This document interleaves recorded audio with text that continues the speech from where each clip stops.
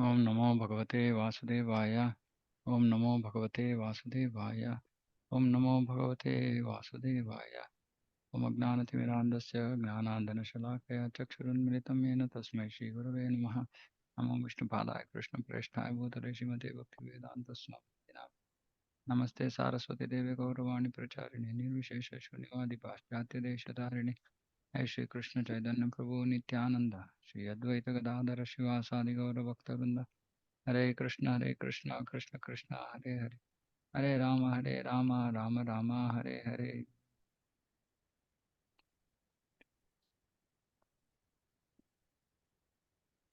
Okay. Chapter 3.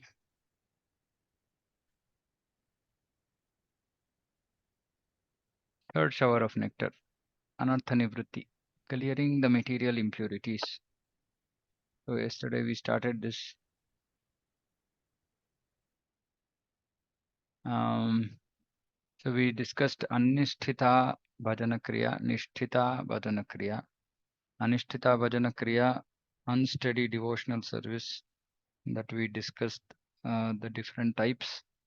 Then now we are discussing Anartha Nivrtti. Anartha Nivrtti. Nivrtti means getting rid of, clearing. Anartha is material impurities.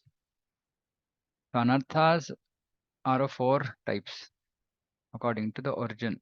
So anarthas arising from previous sinful life, anarthas arising from previous pious life, anarthas arising from aparadha, anarthas arising from imperfectly performed bhakti.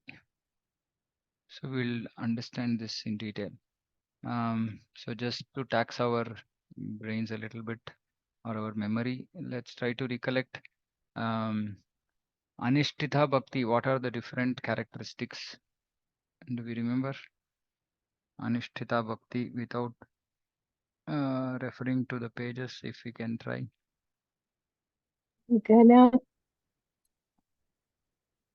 Utsahamayi. Then Utsahamayi is too much enthusiasm or thinking that we are masters already. Then Ghanatarala. Ghanatarala means condense, dilute, condense, dilute, intense, dilute, pendulum.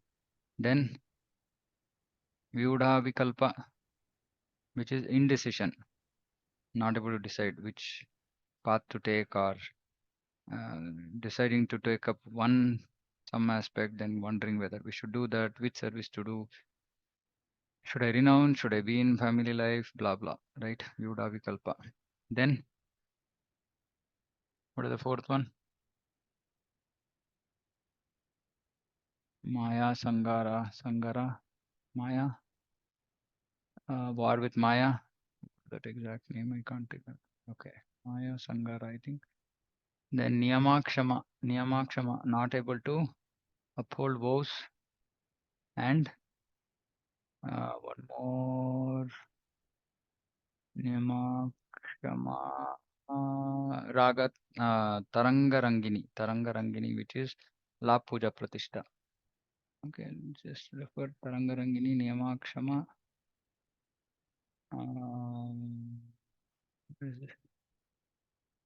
Vishaya Sangara, not Maya Sangara. Vishaya Sangara is battle with Maya. Then Vyudha Vikalpa. Okay, so 6 type Utsahamayi, Ganatarala, Vyudha Vikalpa, Vishaya Sangara, Yamakshama, and Tarangarangini. Okay. Actually, if we want our minds to engage more deeply in Krishna consciousness, we have to tax our mind with trying to memorize things. Actually, it purifies the mind. So, which is why, we should try to memorize verses, we should try to memorize tattva, philosophy, so that we can recollect without having to look at books. So, it's a very important practice. Everybody should do. And most of us think that my memory is very weak. Actually, it's not so. We are not just utilizing it. Like we have to just practice sadhana. Everything is about sadhana. So it's a nice thing to try and remember. So anarthas, 4 types according to origin. Anarthas arising from previous sinful life, anarthas arising from previous pious life, then anarthas arising from aparadha, and anarthas arising from imperfectly performed bhakti.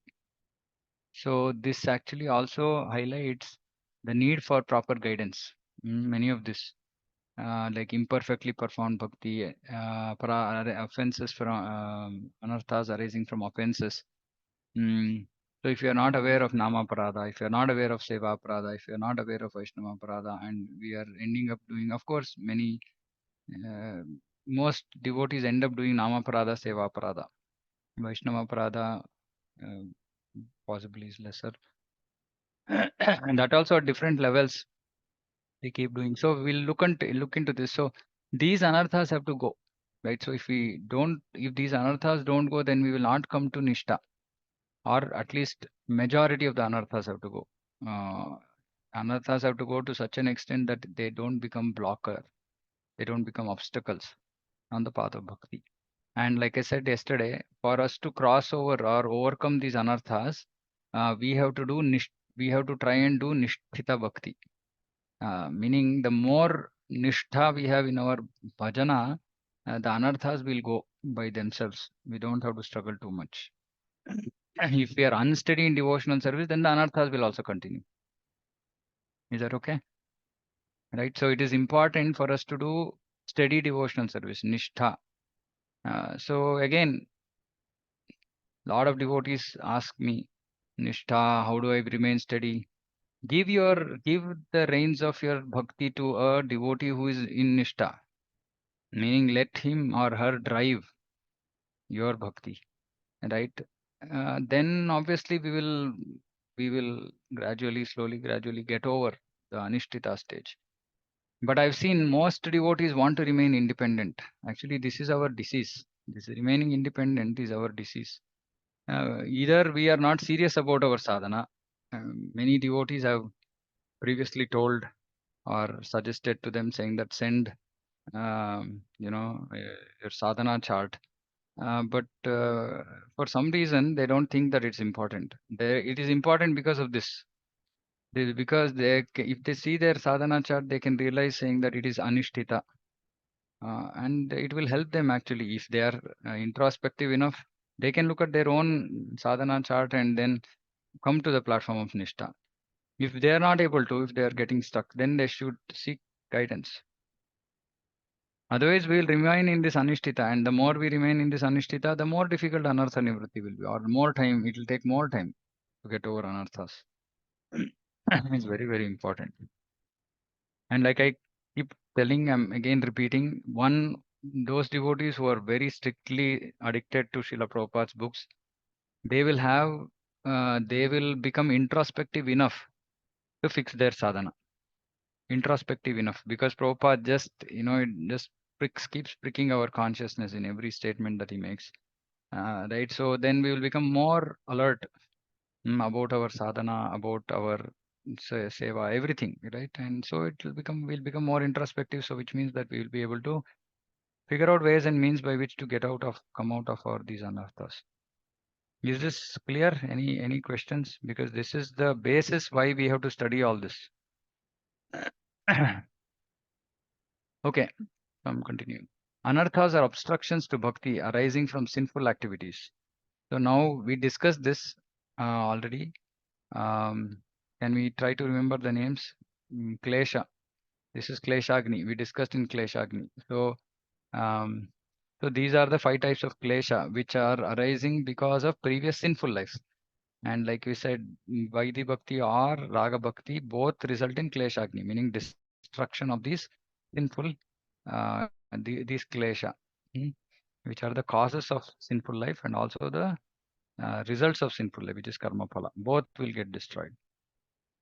Now, anarthas which are arising from the previous kleshas. What are those? Ignorance, avidya, asmita, false ego, raga, attachment, dvesha, hatred, addiction to evil is abhinivesha. Right? Abhinivesha. So we discussed this. So these 5 are the 5 types of klesha which result in becoming obstructions to bhakti. So Kleshagni, meaning these have to be destroyed. How will it be destroyed? By bhakti, by nishtita bhakti. Of course, anishtita bhakti also results in destruction of these anarthas, but it takes time. Anarthas arising from pious activities are the addictions to the results of pious action. Sattva guna, sense enjoyment, and mukti.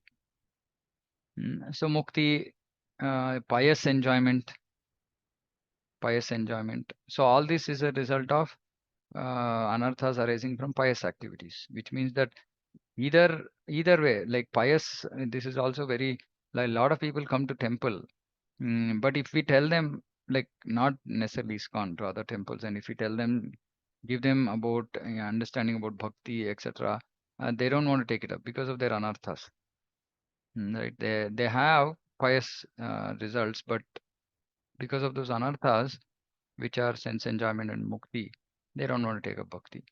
And even when one takes a bhakti, these pious results of pious action become obstacles.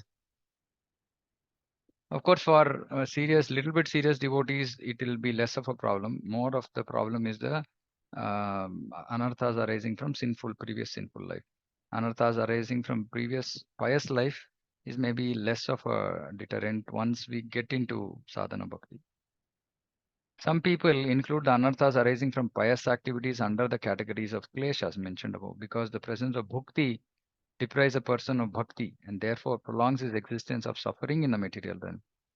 So this is just technical. Some people say anarthas arising from pious activities also should be under klesha, because that also results in eventually suffering, because we continue to remain in this material realm. Okay, but so basically anarthas arising from previous sinful life, anarthas arising from pious life.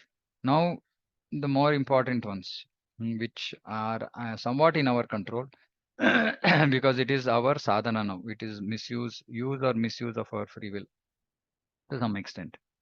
The anarthas arising from offenses arise specifically from the nama aparadhas. Okay, so clearly Sri Vishwanath Chakravarti Thakur is saying specifically they arise from nama aparadha. Now, this is very important, especially for any of us who are doing any kind of seva. And if we are not aware of the seva aparadhas, please go to Bhakti Rasamrita Sindhu, Nectar of Devotion, and read. There's a long list of seva aparadha that Srila Rupa Goswami has mentioned. We should read all of those. So here there are few which are given, seva aparadhas, offenses in deity worship, such as entering the temple with shoes on or in a vehicle. But there's a long list. Right? The seva aparadhas are in themselves not a direct cause of anarthas. Okay. For seva aparadhas do not usually have effect on the real devotee. Real devotee. Please note this, real devotee. Because by constant service, by chanting the holy name, and by recitation of specific verses that have the power to cancel the effect of any seva aparadha, the fortunate attentive devotee produces daily destruction of effects of these offenses. So, a real devotee, he may be doing some seva aparadhas. Of course, the real devotee does not intentionally do seva aparadhas or does not do seva aparadhas in ignorance. But if in case there are seva aparadhas that happen, then by constant service, by chanting the holy name, and by recitation of specific verses, he can get rid of the anarthas which are produced on a daily basis. There is daily destruction of the effects. However, this is very important to note. If one is careless, so careless means we are engaging in seva, but we have no understanding of what seva aparadha is. We are careless. We say it doesn't matter, right? Or we just not giving enough importance. Or thinking he can take advantage of the protection afforded by the above measures, meaning I will do seva aparadha, then I'll chant specific verses, then I'll do chanting of the holy name, or I will anyway constantly engage in service, by which these will eventually go, or it will at least be, the effect will be reduced. If somebody does like that, his seva aparadha becomes nama aparadha. Then it will obstruct progress. Namna balat yasya papa buddhi. Nama balat yasya papa buddhi. He is guilty of nama aparada, of committing sin on the strength of the holy name. This is one of the nama aparadas. So then his progress is obstructed. I'm repeating. Seva aparada by itself doesn't have a direct effect unless it becomes nama aparada. When does seva aparada become nama aparada? When one is careless about seva aparada, thinking that anyway I will get protection by chanting the holy name, by chanting verses, etc., and not being careful and ending up doing seva aparada, then seva aparada becomes nama aparada. When it becomes nama aparada, then that anartha will create an obstruction in progress. Committing sin on the strength of the name means committing sin on the strength of all actions of bhakti, not just the name. They all destroy the effects of sin. See, please note. All activities of bhakti destroy the effects of sin. Even according to Dharma Shastra, if one willfully commits sin on the strength of prayashchitta, remedial measures of for commission of sin, then the effect of the sin will not be destroyed but rather increased. So this is Dharma Shastra. This is nothing to do with committing sin on the strength of the holy name or on the strength of bhakti. This is in Dharma Shastra. It is said that if somebody commits some type of sin, they can overcome that by doing prayashchitta, remedial measure. But if somebody does sin, knowing that okay, I will do this sin, then I will do this prayashchitta, I'll get over it, then the effect of the sin will not be destroyed but rather increased. Similarly, by committing sin on the strength of the holy name, actually our progress will be majorly obstructed. And it is not just on the strength of the holy name, it's on the strength of any anga of bhakti. Okay. One may argue that not performing all the angas of bhakti or performing them incompletely produce nama parada, but that is not so. Okay. So it is not required that we follow all the angas. Some people say that it is a nama parada if you don't do all angas, but it's not so. Okay, so I'm not going to read into the verse here. The 10-syllable mantra when chanted gives perfection. Okay. This particular offense refers to performing acts of bhakti with the intention of committing sin. One hears criticism and atonement only where there is intention of committing sin.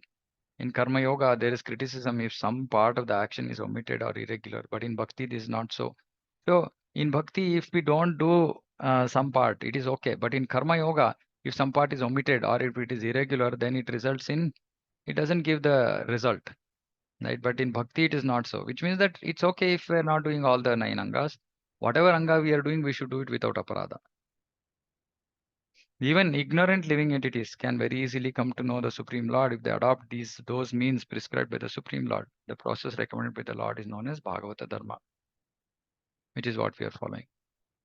O King, one who accepts this process of devotional service will never be affected by pride. See, if we are still affected by pride, that means we have not actually properly adopted the process. Even while running with eyes closed, he will never trip or fall. Meaning this pride makes one fall. So even if he's running with eyes closed, he will never trip or fall, which means the process of devotion service is so powerful. The above word says that the person possesses eyes but closes them, and he not only moves but runs. Still, he does not fall down. This means that taking shelter of bhakti and knowing all the angas of bhakti, he omits to perform some of the angas as if ignorant of them, but does not incur sin or reverse for this, nor is he deprived of results. Of course, closing the eyes does not mean ignorance of Shruti and Smriti scriptures. See, this is very important. This is very important. Does not mean ignorance of Shruti and Smriti scriptures, since that contradicts the meaning of the statement. He has eyes, no scripture, but closes his eyes. He has eyes, which means he knows scripture. It's not that he is ignorant, which means that we should have knowledge of Shruti and Smriti scriptures which affect bhakti. Okay. So example, right? Like I've discussed this before also, right? Like somebody yesterday was asking me, saying somebody, yeah, one devotee's family, Prabhu's brother gave birth to a child. Meaning, so they have a child. Child is born in their house, brother's house. Now, question is there sutaka? Is there period when we should remain, when it is unclean? So when we should remain away from temple, altar worship, offering, etc., etc. Yes, it is there, and it is a 10 or 11 day sutka for brother sibling, like for not if it is a sister, because sister now belongs to a different family, right? If brothers family there is children or in our family only, then we should follow this sutaka. Now many devotees say, no, no, no, first of all I don't know, which is ignorance, which is not acceptable. First of all we should know. So I'm trying to make one document with one Brahmana Vaishnava about basic rules like this, which we should not neglect or ignore. So one should, so if we suppose we don't know that, it results in seva aparadha, right? If we don't know, if we are in ignorance, uh, it will result in seva aparadha.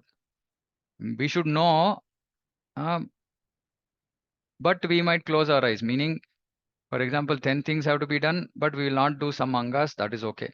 But Shruti Smriti scriptures cannot be ignored. Hmm. One should also not say that he commits the 32 seva aparadhas but receives no effect from it.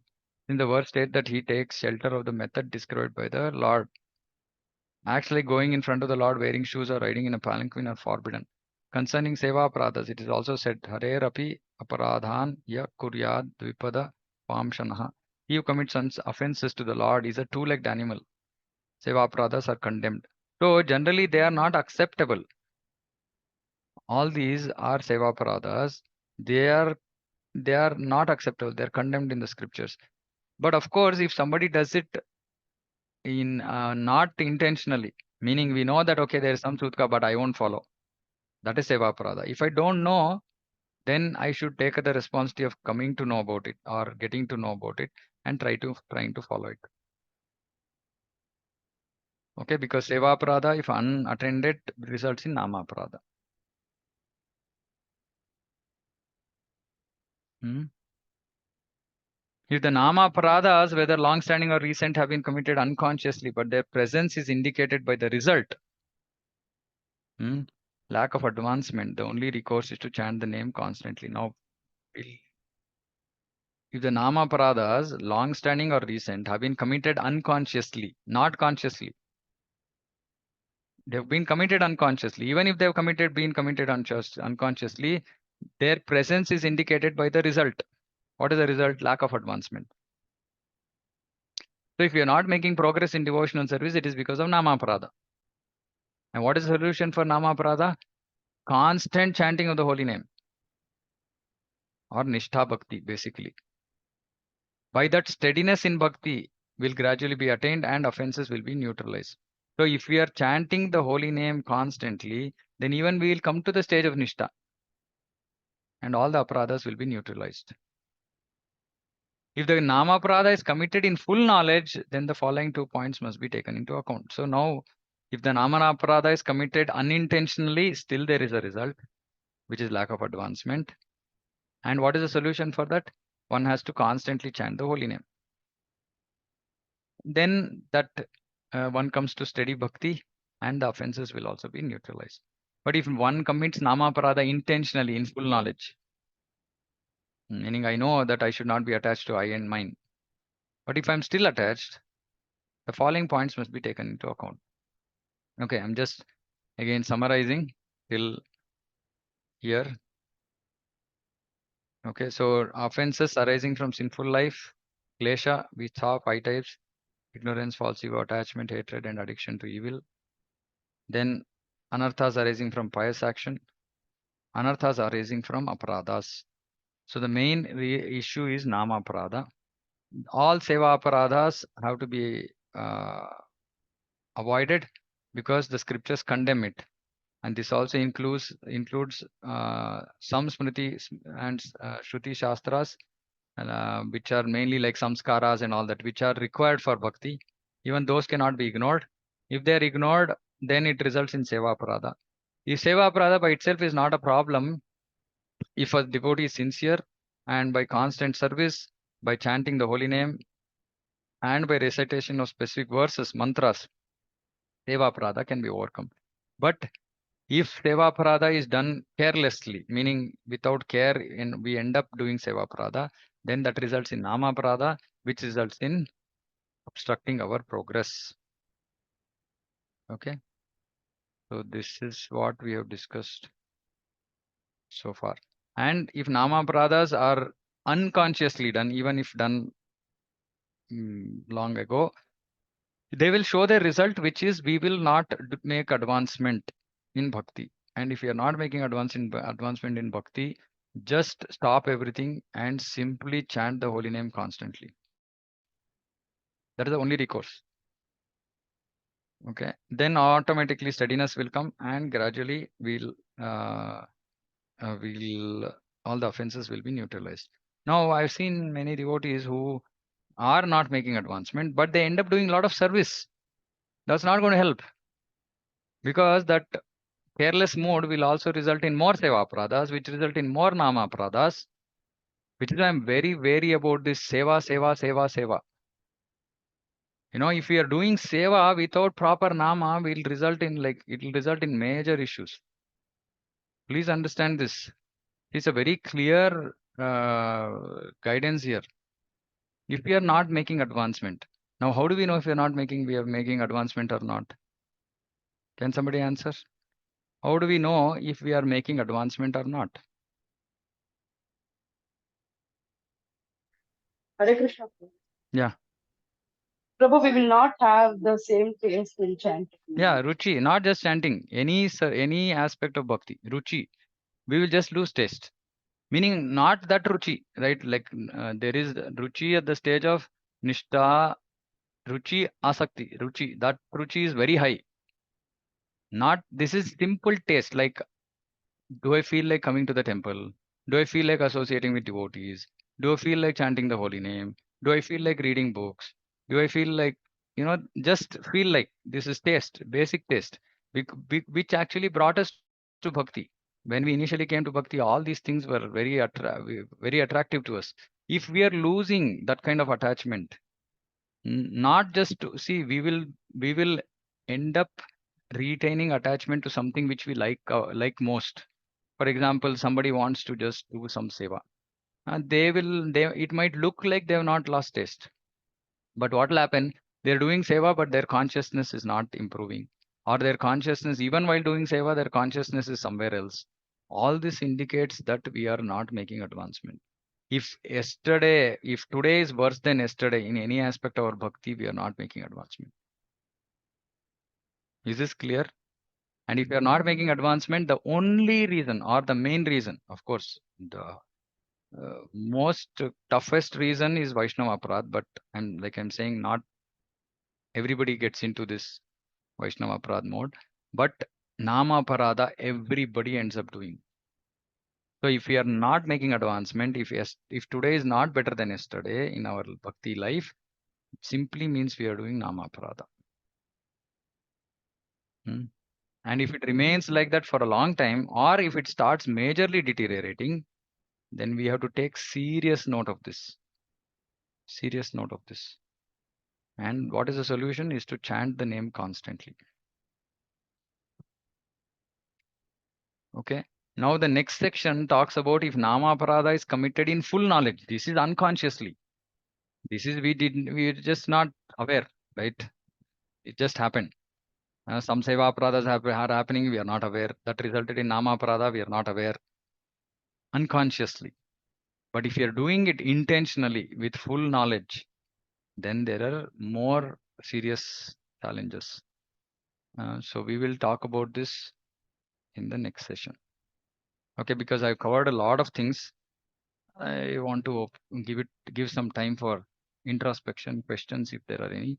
Then we will discuss this very important point, which also includes Vaishnava Aparad or not. Yeah, Ninda, Vaishnava Ninda, which comes here right in the next section.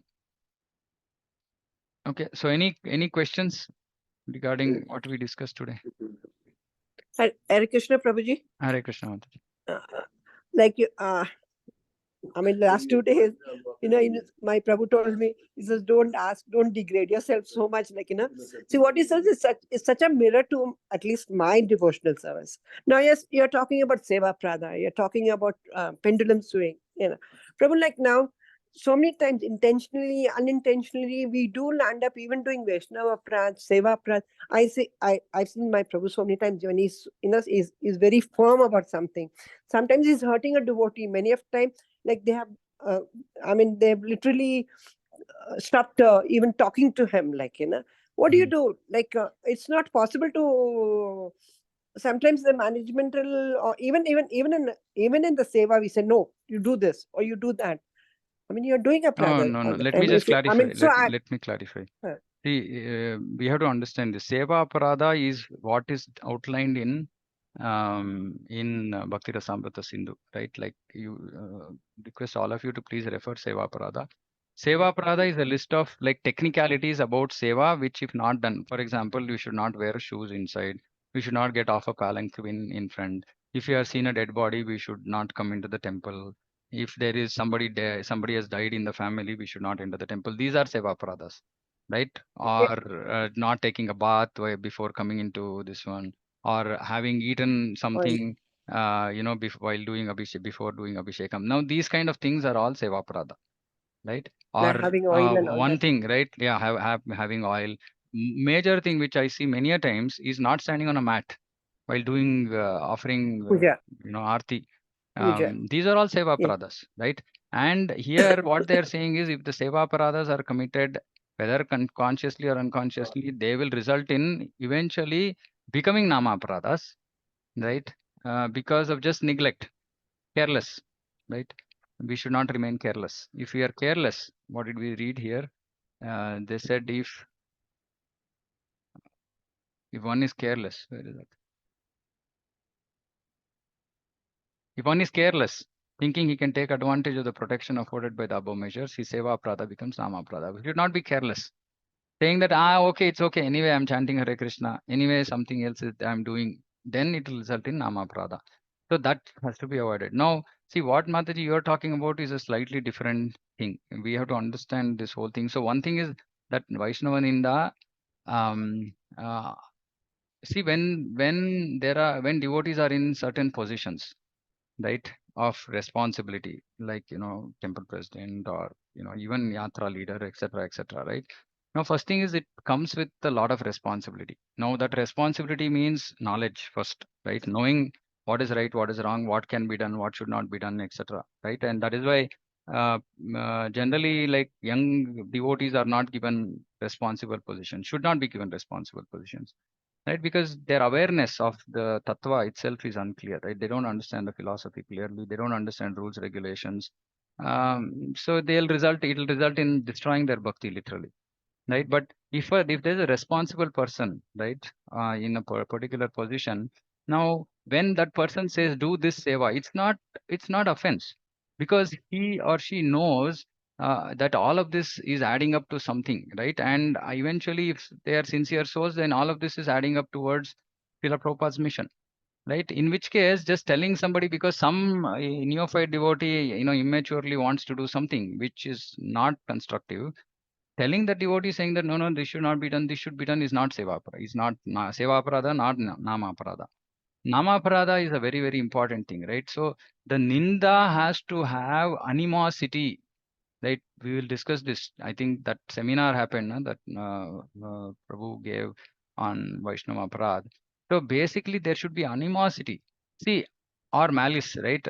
And um but if we are trying to guide somebody, if you are in a position, like for example, temple president, he has been given the authority to guide people in the right direction. If for that reason he is fixed and he's saying no, no, this is what has to be done, this is not acceptable, and if that is what shastra is saying, then there's no Vaishnava aparada. He's just trying to guide, he's trying to give guidance, direction to people, uh, right now, because those people are ignorant, and that is not a seva prada, or that's not a nama prada as well, right? So these things have to be understood clearly. Of course, management is a major, I mean, it's a big challenge. right? Because emotions come into play, which is where the problem is. Actually, if emotions are away, if we can keep emotions aside, and if we are just simply following Guru Sadhu Shastra, then it's not. Yeah, then we'll know that okay, no, I'm not doing anything wrong. This is just I'm doing this because this is my role, and this needs to be done, right? But if we are frivolously with animosity, frivolously also, like just simply many a times, we just have irsha, right? Like we have malice, or we just because of false ego, or because we cannot tolerate somebody's progress in spiritual life, or some really unfounded or unimportant reasons, we go on to speak some things about other devotees which should be totally avoided. Which is why nowadays what I do is if some devotee is talking about some other devotee, I will just try to change the topic. I'll just say it's okay, Prabhu, it's their bhakti, But if I'm in a position to change, then I have to know and I have to figure out what is the best way of bringing about a change. I can't close my eyes. If I close my eyes, then that becomes seva aparadha of my seva, which is to be the leader, right, and show the path. We cannot close our eyes, right? This is the most important thing, right? People who are in position cannot close their eyes, cannot be ignorant. Both are not acceptable. But they have to do it with the best intentions, right intentions, right, which is constructive, that particular mm, article that Srila Bhaktivinoda Thakur wrote about Vaishnava Aparadha, it very clearly says if there is no constructive reason, right, then it will result in a Vaishnava Aparadha. But if it is constructive, then it's not considered as a Vaishnava Aparadha. So, first of all, we have to understand what Aparadha is and not confuse, and thereby by being confused, we end up doing something or not doing something which we should do. Meaning we have to correct somebody, but we will end up not correcting, saying it's okay. How can I tell? Or not knowing or doing something intentionally wrong, which is not acceptable. All these are very dangerous, very, very dangerous for people, especially people who are in responsible positions, right? But correcting somebody to guide them, to show them the right path is absolutely not an aparadha. Yes, Prabhu. Yeah. Okay. Yes. Thank you, Anybody else? Prabhu. Yeah. Sure. Hare Krishna. Any other questions? Anybody?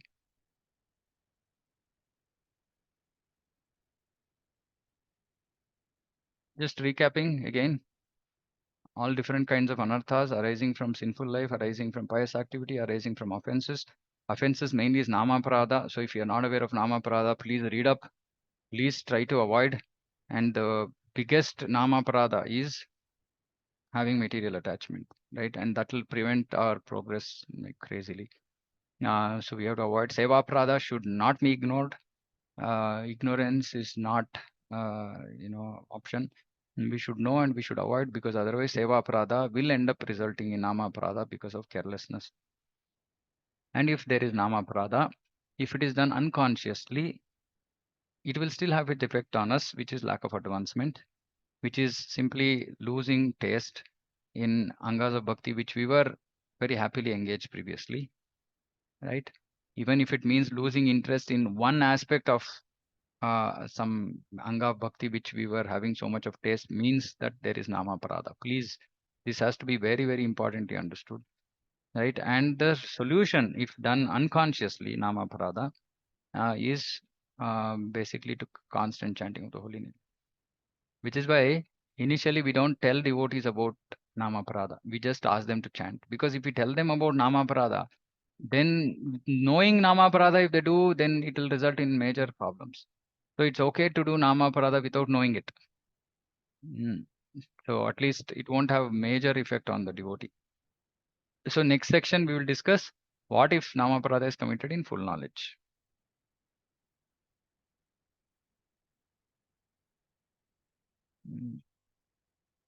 Okay. So this section actually deals with nama parada. All the different nama paradas. Yeah. So we'll go through this.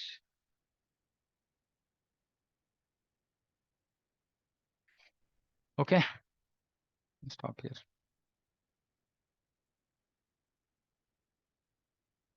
Jagat Guru Srila Prabhupada ki jai. Vanta kalpatarubhishta kripa sindhubhyo cha patitanam pavanebhyo vaishnavebhyo. Nanda Koti Vaishnava. Hare Krishna. Hare Krishna. Dhanyavad.